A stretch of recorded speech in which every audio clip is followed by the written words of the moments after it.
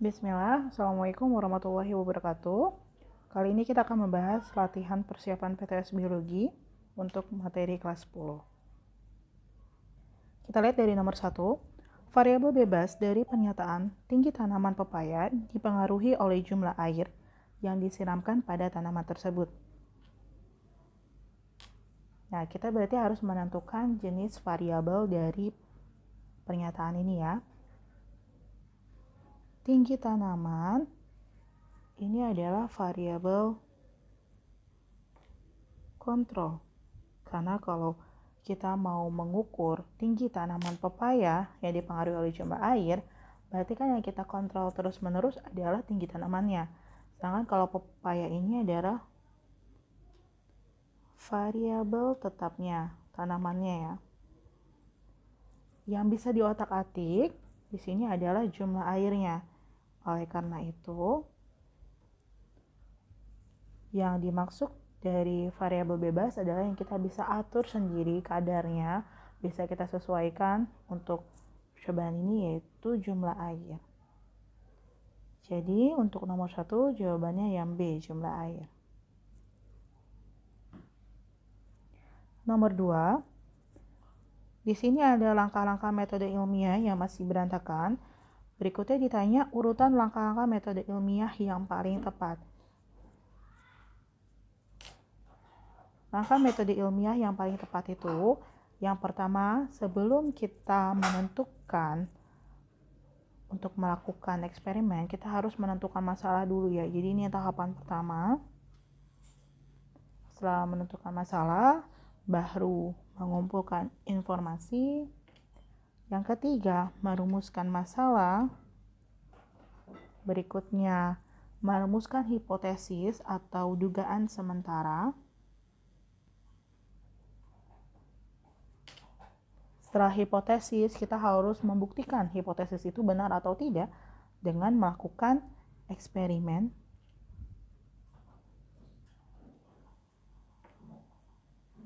Eksperimen ini berarti yang kelima. Berikutnya yang keenam, mengolah dan menganalisis data. Dan terakhir itu menarik kesimpulan. Jadi jawabannya yang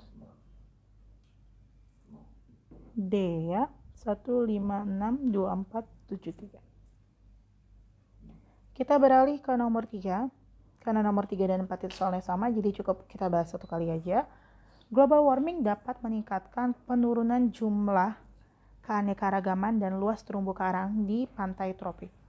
Pernyataan tersebut perlu dibuktikan melalui tahapan metode ilmiah.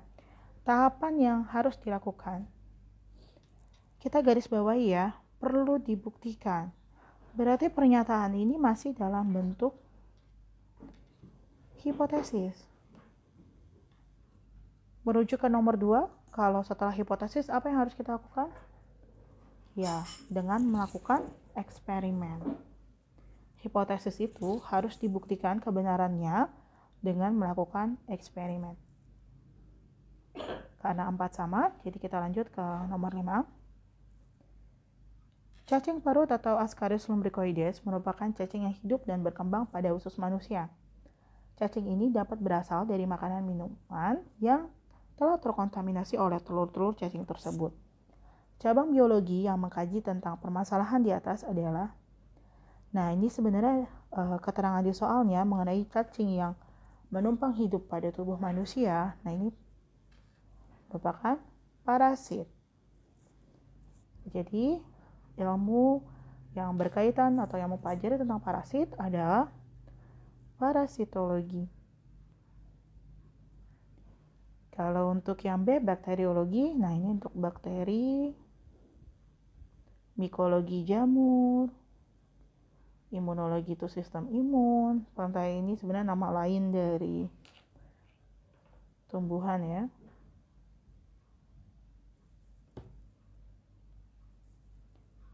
Nomor 6, Dr. X adalah seorang ahli serangga. Ia sedang melakukan pengamatan terhadap kupu-kupu yang baru ia tangkap, lalu dijadikan koleksi dalam insektariumnya. Cabang ilmu biologi yang berhubungan dengan kegiatan yang Dr. X lakukan Ini kata kuncinya adalah serangga. Berarti cabang ilmu biologinya adalah entomologi. Kalau anatomi itu tentang struktur dalam dari makhluk hidup. Kalau morfologi ini struktur luarnya. Virologi tentang virus. Bioteknologi pemanfaatan mikroorganisme untuk menjadi produk. Entomologi itu cabang ilmu biologi yang berkaitan dengan dunia serangga ya. Kita bergerak ke nomor 7.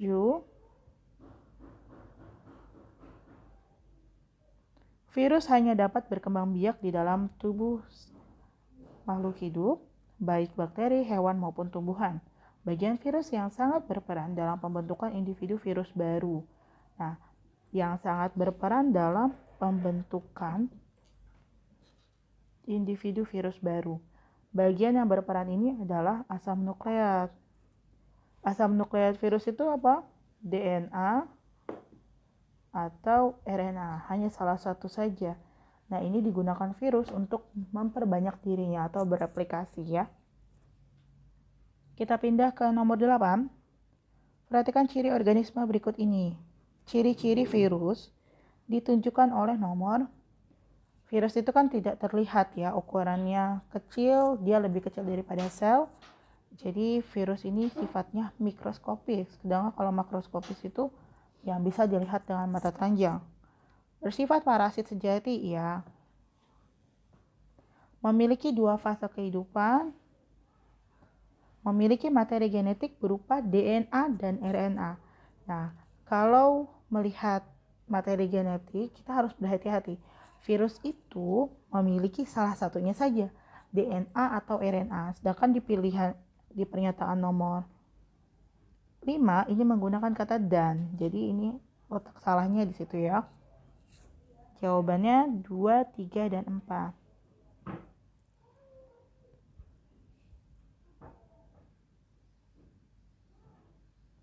9.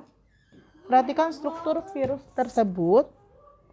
Bagian yang ditunjuk huruf X ini merupakan bagian yang berfungsi untuk membawa informasi genetik. Di dalamnya itu ada asam nukleat untuk bereplikasi. Nomor 10.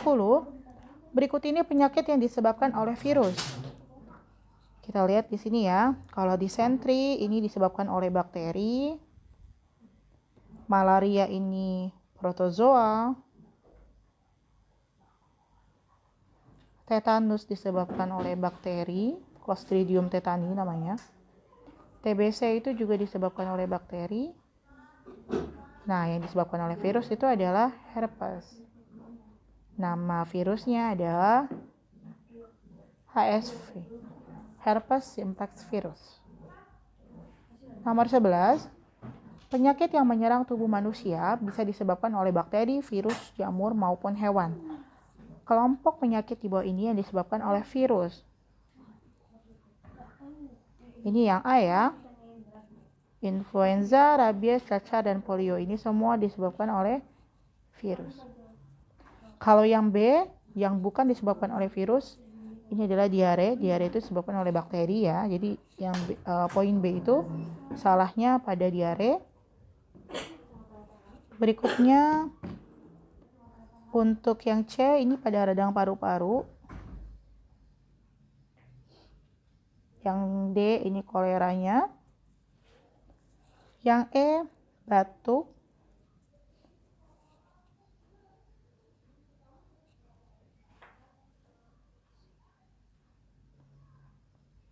Demam berdarah itu disebabkan oleh virus ya. Namanya virusnya adalah denggi, jadi demam berdarah denggi.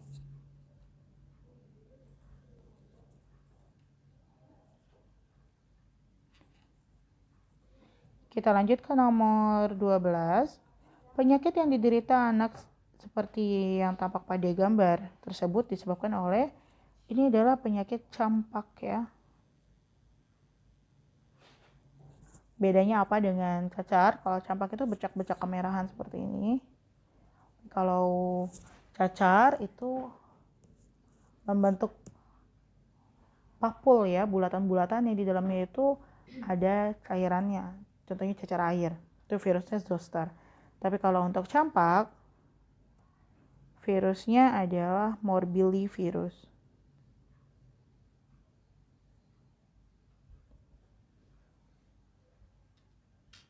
Nomor 13, infeksi virus human papilloma atau HPV pada wanita dapat menyebabkan, HPV ini menyebabkan kanker serviks.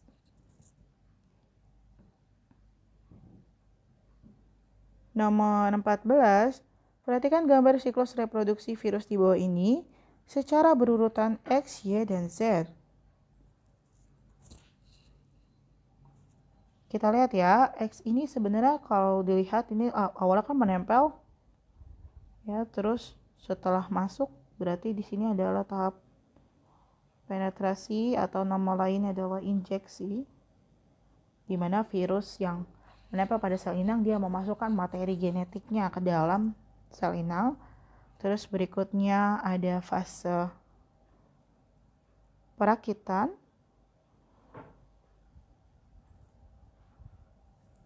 Setelah bagian-bagian tubuh virus yang baru itu dirakit, maka virus akan lisis atau keluar dari sel inang dan akan menguasai tubuh dan menyerang sel inang lebih banyak lagi.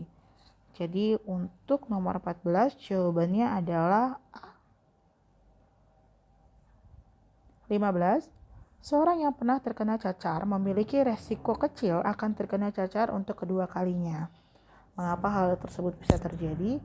Karena saat tubuh terkena infeksi virus kedua kalinya, tubuh kita itu sudah membentuk antibodi akibat serangan pertama.